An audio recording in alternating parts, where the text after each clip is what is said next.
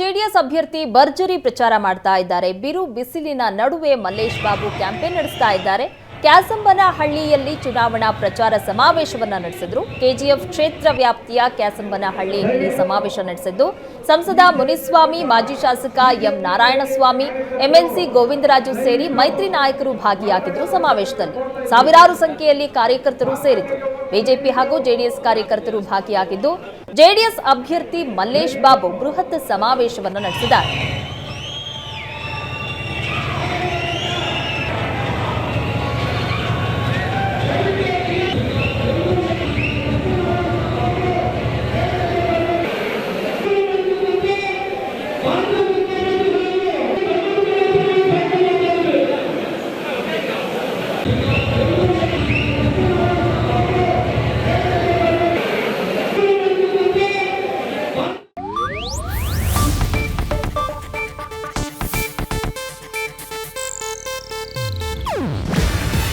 ಇದು Asianet news network ಪ್ರಸ್ತುತಿ.